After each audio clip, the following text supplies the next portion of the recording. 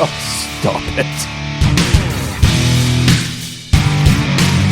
This is Talking Audio.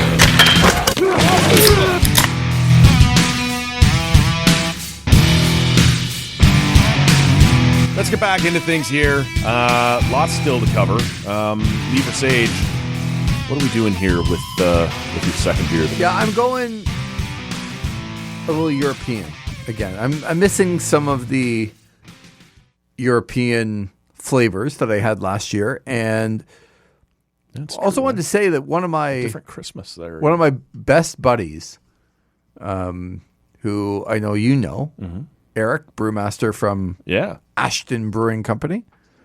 I'm looking forward to talking to you because he's just back from Madrid and Lisbon, Spain and Portugal. Yeah. And he went to see Paul McCartney in Madrid. That sounds all right, eh?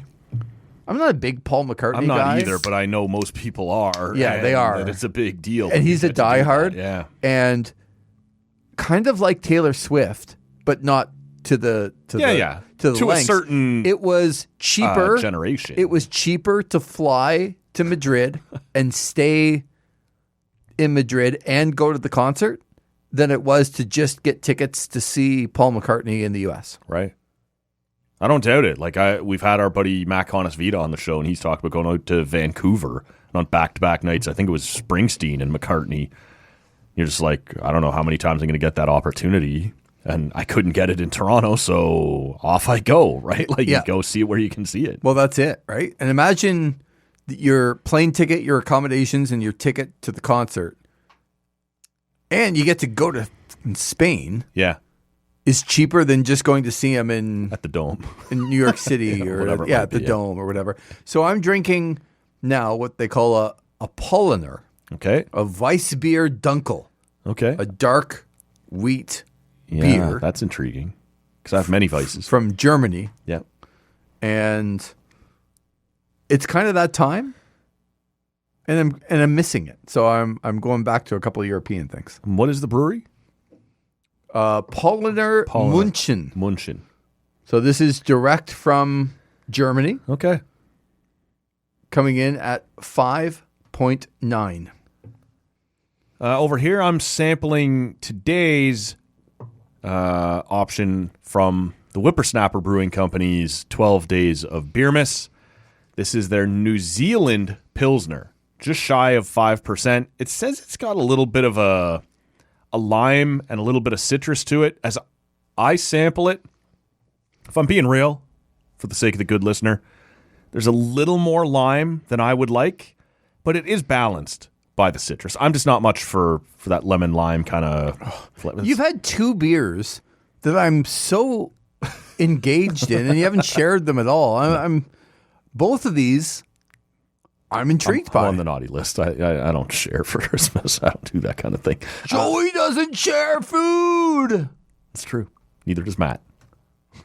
I pulled your reference. I like it. Not everybody will. Yeah. But that's all right.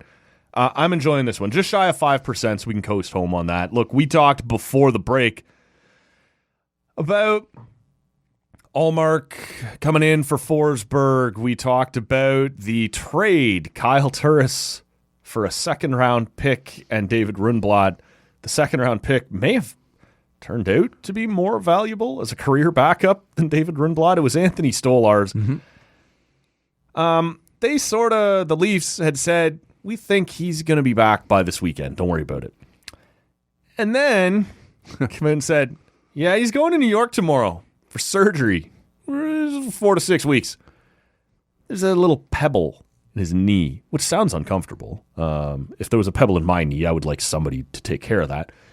But this keeps happening. Austin Matthews was day-to-day. Max Domi was day-to-day. So explain to me why they come out and say, oh, it's actually not that bad. Because that's what we heard. Yes. Right? Like, oh my God, Stolarz got hurt. Is he okay? Actually, it's just day-to-day. He's going to be okay. Yeah. And actually, what Craig Berube said was, we got good news today. It's just day-to-day. He'll be back on the weekend. Right. Lee, I'm not sure what I said while I was trying to tee this up that would lead you to believe I could explain that. Why I believe this was okay or proper behavior. I understand that sometimes you get into this and learn later that it's worse than you think.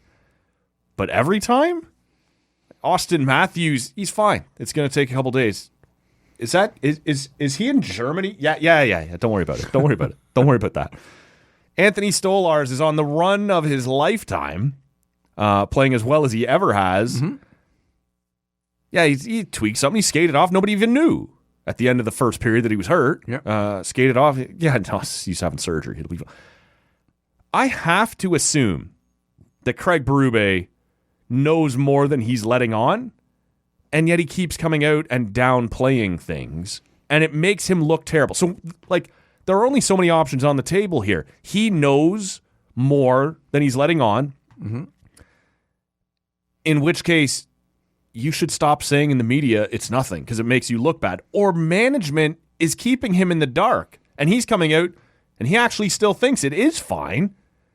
And then management will cut his legs out from under him and say, yeah, by the way, I know our coach said he's fine. He's actually going to have surgery.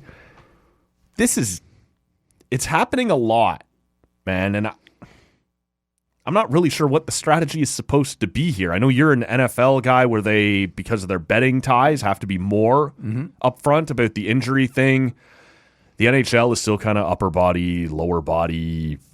The Leafs seem to be going even beyond that with, it's general soreness. I mean, dude, I'm 41 years old. I wake up with general soreness every day.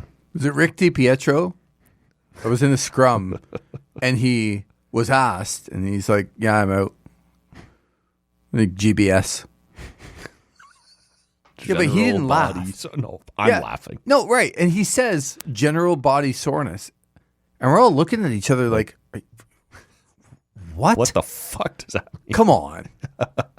That's going to be the rest of your life here in a couple of years. Right. And he's not laughing. No. And it's like, this is what the PR guy told me to say. But I actually don't blame the players or the coaches.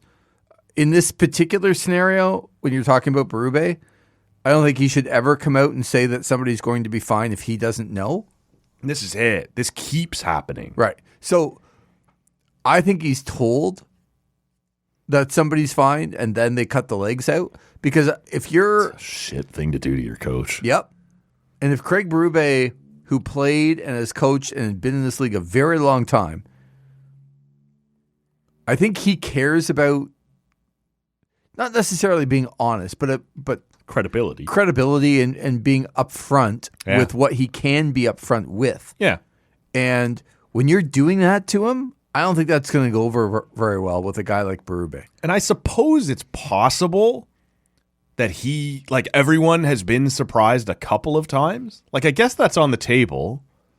This happened with Jake McCabe, too. He took a puck to the side of the head on his helmet, and you're sort of like, I guess we don't know. But he came out the next day and said, yeah, he's fine. It's a day or two. Well, he missed a few games. And look, concussions, you don't fuck around with. And so if he was still feeling, symptoms or whatever, then that's how it plays out. But I think the Leafs are sort of starting to run the risk of, I don't know, whether it be credibility or just becoming laughable. Do you not have any idea what's happening? I don't know. But I actually blame the league because you go back to what you just said about the NFL.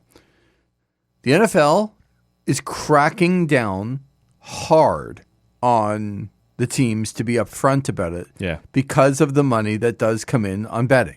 Whether people like it or not, oh man, that's the world we live in. It's the world we live in.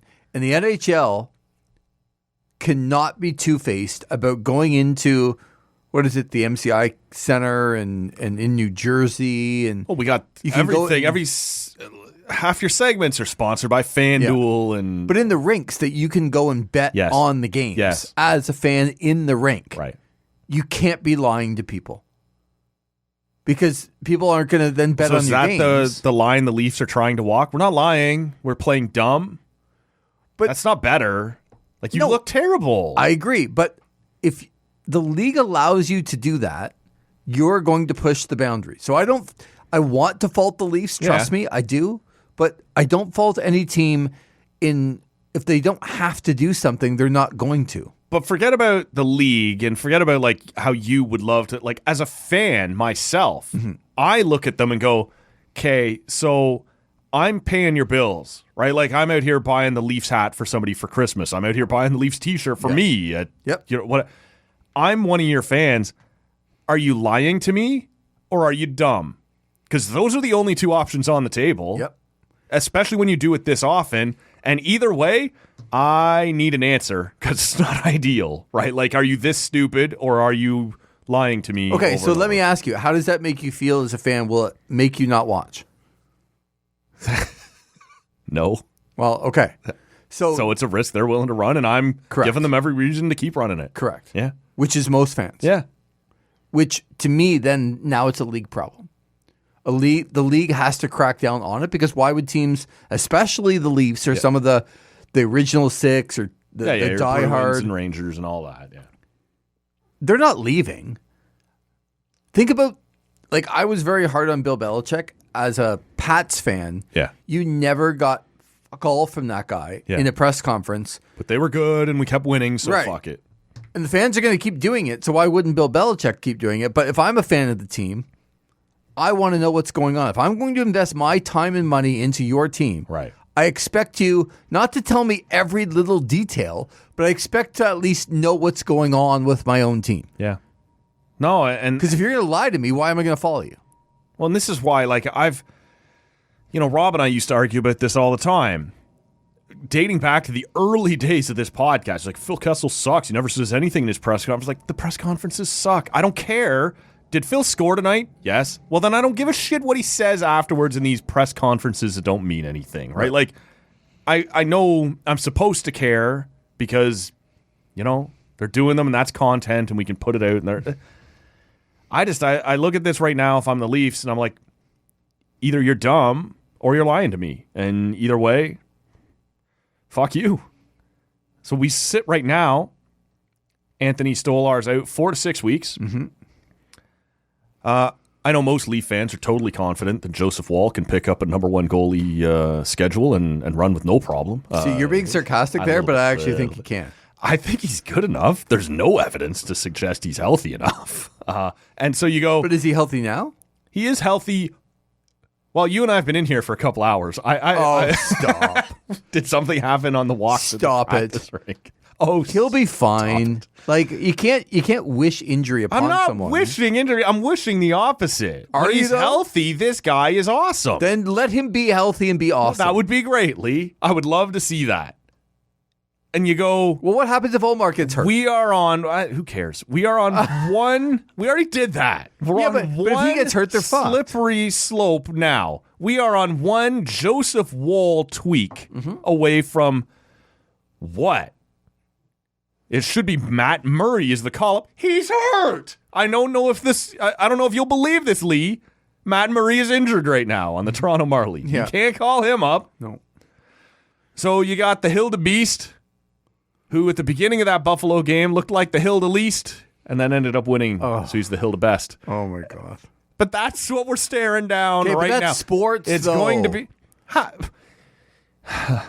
Who do you like? It is sports. But you don't sign 2 or 3 of the most injury-prone players and then go, oh, my God, I can't believe we're in injury trouble right now.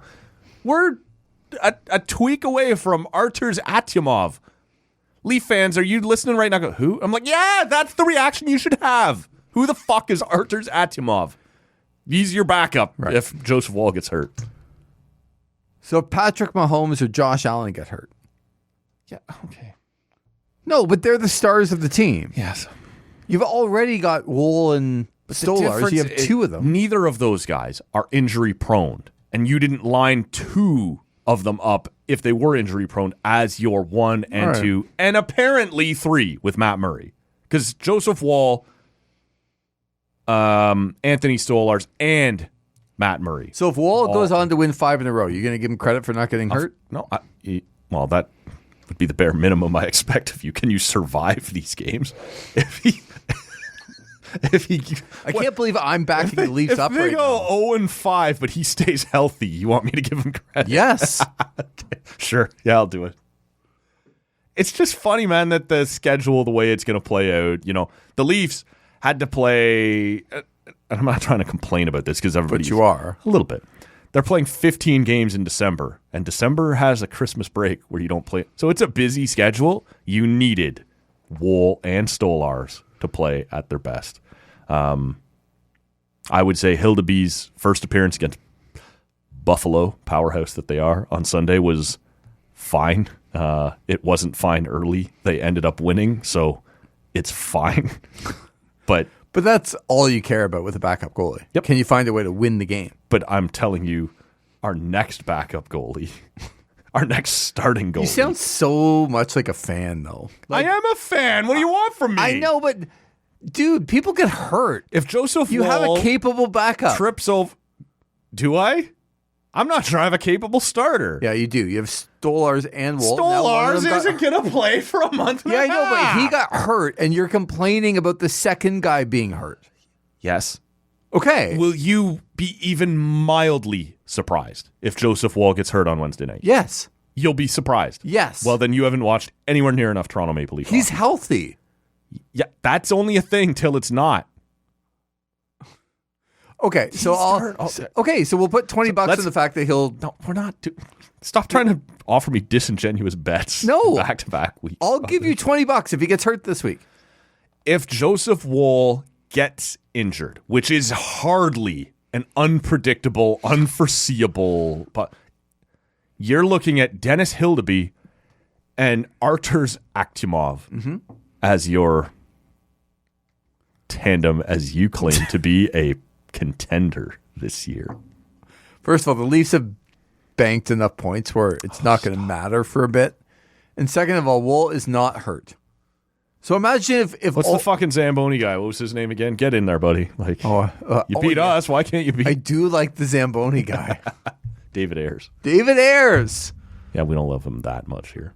I love David Ayers. Somebody in this studio loves him. Yeah. I love David Ayers. I love that callback.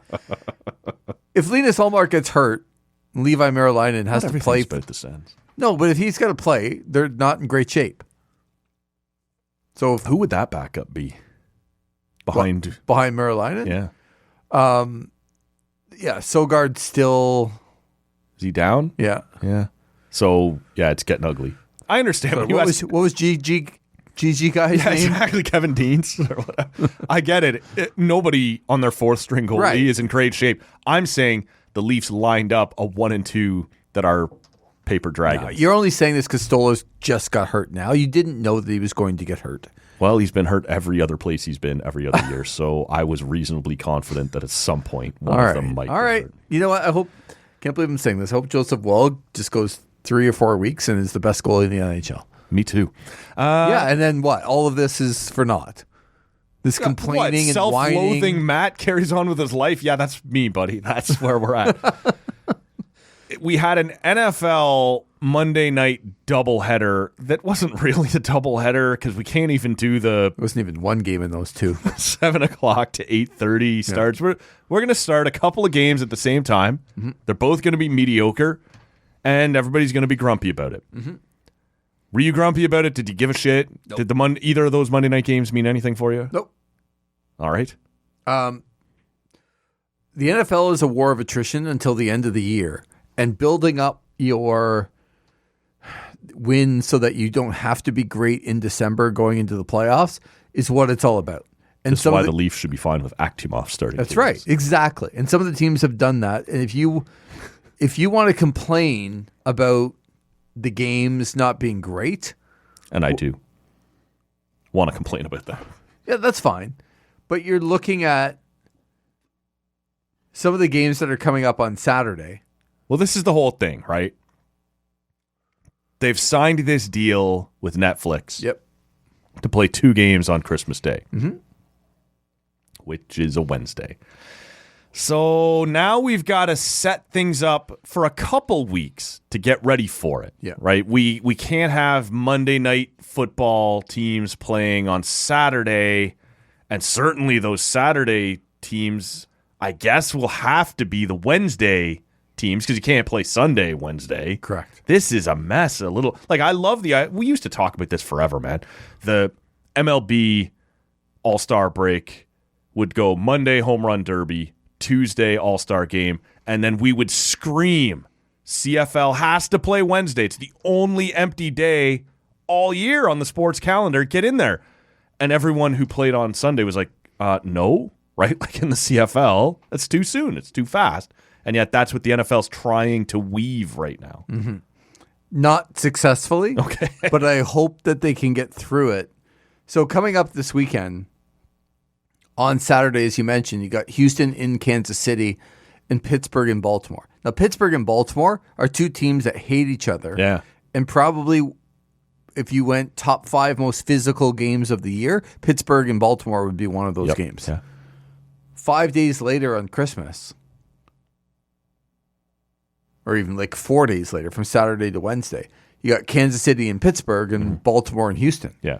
The same teams. You're just mixing and match. So that's why they have to play Saturday to get that extra day.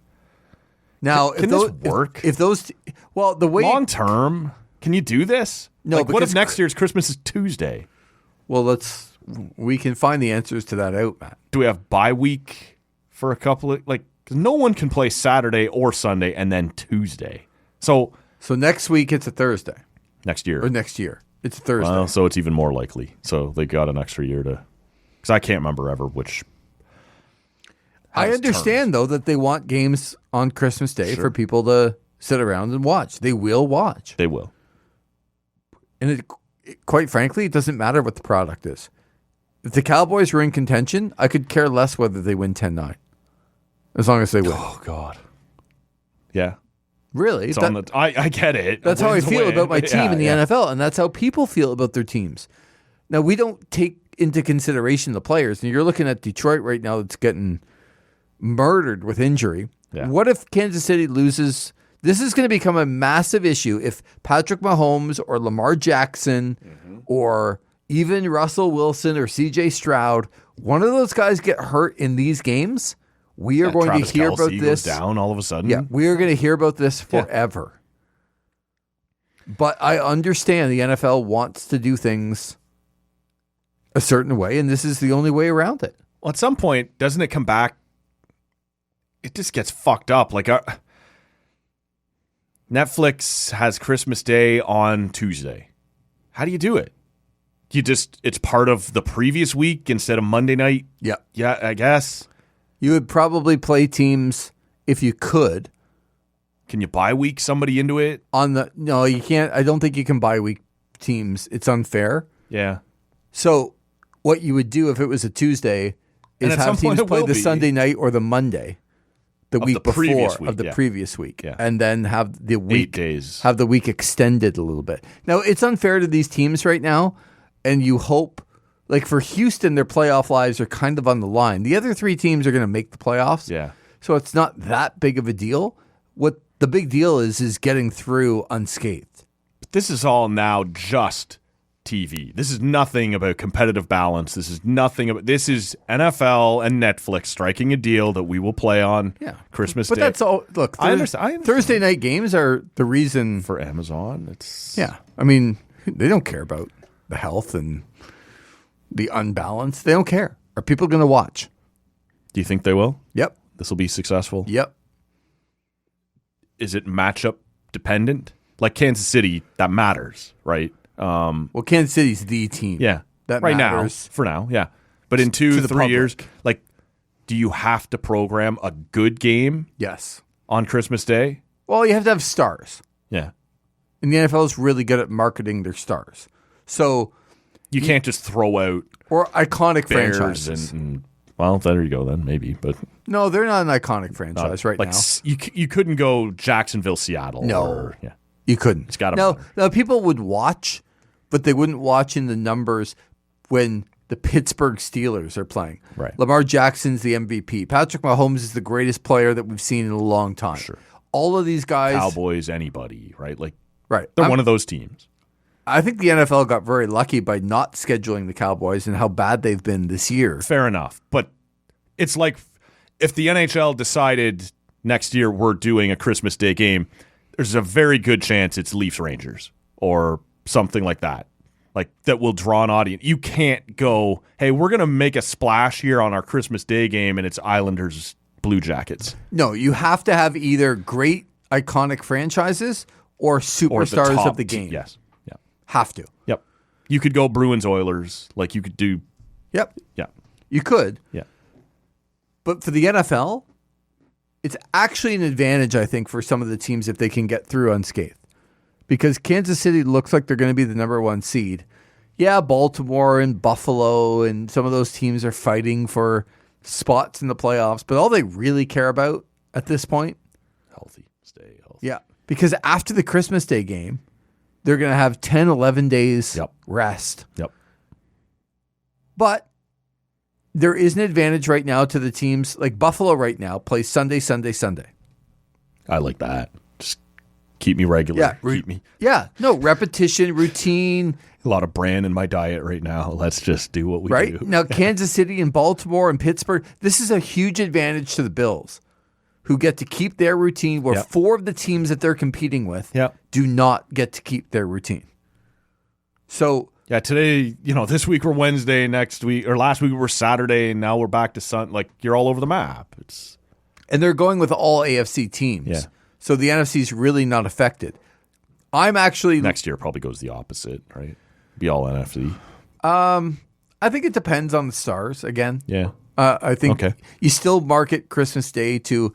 Like, LeBron James was always playing Christmas Day. Yes. I don't care how his team's doing or... No, and that's it. Like, if you're a Toronto Raptors season ticket holder, go ahead and make your Christmas Day plans because you're not going to be part of the Christmas Day game. Whereas... Ever. But Golden State and wherever LeBron is this year... So, I don't know that it'll be NFC if the Stars go to the NFC, but I'm going to look at this year and go, okay, 4 of the teams in the AFC that are going to be in the playoffs, Kansas City, Baltimore, Pittsburgh, and Houston, are playing this wacky schedule where they're going to play Sunday, then they're going to play Saturday, then they're going to play Wednesday. Yeah. They have 3 games in 11 days. 11, 12 days. Yeah. And the Bills, who are really the biggest contender to those teams, are playing Sunday, Sunday, Sunday. Yep. Is that going to affect things come playoff time? That's how I'm looking at this. At surface value, man, like without seeing it having had it play out yet, I'll take what the Bills got, right? Like just stay on turn, just do what we do. Now, the good thing for Kansas City is they built up so much. They might be able to rest some guys and then get that 11-day break, which will really refresh them. Yeah. Because they've already had a bye. So they're going to get But first, you got to do this thing. Yep. Yeah. But they don't have to win those games. No. But they do have to survive those games. Yep. So. Which is way more important. Yep. So, as you said, the NFL is a TV business. Netflix coming in. I'm a wrestling guy, and Raw and SmackDown start in January 6th, I believe, is the day for... So Netflix is coming in. This is going to happen, and we'll see how it all plays out. But I can't wait to get to the playoffs. I feel differently than I used to when it comes to... As a fan, I wanted other teams to not necessarily be healthy because I wanted my team to win. And now with that's off the table. Yeah, since my team sucks ass. By the way, I told everyone they beat Carolina, as Carolina was a favorite in a game for the first time in 2.5 years. How'd that go, Panthers? How'd it go? No, I'm not bragging about the Cowboys, but you look at it right now, the races just aren't that compelling. It feels like let's just get going. Like let's just get the playoffs going. Yeah. Right? Like there's not a lot of real excitement. It very much worries me, Matthew, that Philadelphia is the best team in the NFL. I don't want you to ever have to make me say that again. I'm just not sure it's true. Oh, they are. They're the best team in the NFL. What did we get to right now? The Vikings got to 10-2. Is that right? 12-2. 12-2. It's pretty good. Yeah. Bills look good. Philly blew out Pittsburgh, a good team. Yep. They're just balanced and they're healthy. Say it again, Lee. Say it. Detroit's banged up. And they're losing guys left and right. Yeah. And I feel bad for the people of Detroit. Could end up being pretty awful. Is that how you're going to end things? Really? Might as well go out on a low note this week. Because it makes you look bad. You always tell me I'm at my best at the end of the show. I'm going out way down. Like, just So terrible. you going out way down, you think that makes Paints me you look bad? Yeah, 100%. Okay. I just want to drag somebody down with me is all I'm trying to pull off here. It's good to see you. Yeah. Merry Christmas. Same to you, man. This is the last in-studio appearance for you before Christmas. You will be here on Christmas Day. We're going to try something that day from Whippersnapper, which I think is going to be interesting. Oh, that sounds fun. Trade a couple stories. But this is the last in-studio appearance for Versage before Christmas. And then I guess it's up to you, good listener, to determine, are you relieved that you'll be hearing from Lee throughout that Christmas holiday? Can't spell relieved without Lee. You spell relieve wrong. Or, are you disappointed? I was hoping for a break. Never one for grammar. Never one for grammar. Lots of good stuff still to come on the show. Look forward later this week. Steve Bunda will be back in studio. Sorry, man. We'll do that. And certainly, I think on New Year's Eve, we'll drop, I'm not sure it's named properly yet, but the Lou Marsh, that'll be out on New Year's Eve. We'll come up with a name for that. Okay. We'll work on it. We're doing some things. Rob will be here from his for his annual Christmas Eve episode of the podcast. There's lots coming up. We don't disappear on. Everybody else fucks off and they go, here's our best stuff. No, we'll be here. We got things for you. We care about you, good listener. For Lee Versage, who I care a little bit as well. Merry Christmas, man. Merry Christmas. We'll wrap it up here, and we'll catch you all next time. Thanks for showing up. It was fucking amazing. Sorry.